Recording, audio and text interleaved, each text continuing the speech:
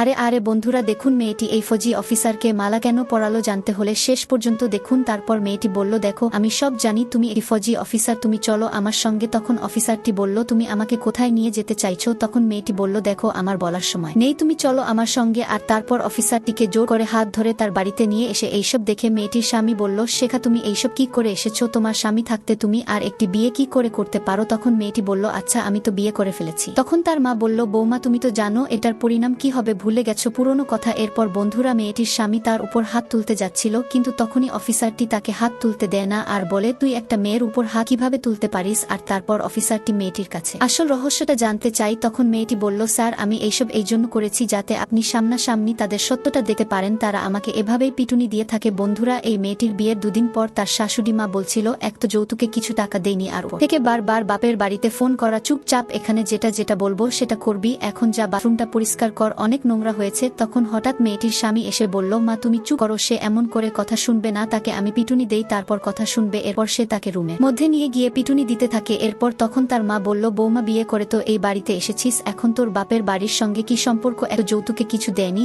আর এখন তুই ন্যাকামো দেখাচ্ছিস। তখন তার ছেলেও বলল, মা দেখেছেন আপনার বৌমার ন্যাকামো, দাঁড়ান আমি শুনি ন্যাকামো বের করছি। তারপর যখন তার উপর আবার হাত তুলতে যাচ্ছিল তখন অফিসারটি তাকে একটা জোরে থাপ্পড় বসিয়ে দেয়। কিন্তু এরপর কি হবে সেটা দেখার আগে ভিডিওটিকে একটা লাইক দিয়ে চ্যানেলটিকে সাবস্ক্রাইব করে দেবেন। তো শেষে অফিসারটি তাদের অ্যারেস্ট করে ফেলে আর এই মেয়েটিকে বাপের বাড়িতে পৌঁছে দেয়। বন্ধুরা আজ এই অফিসের জন্য কি বলতে চান কমেন্টে লিখে জানান। ধন্যবাদ।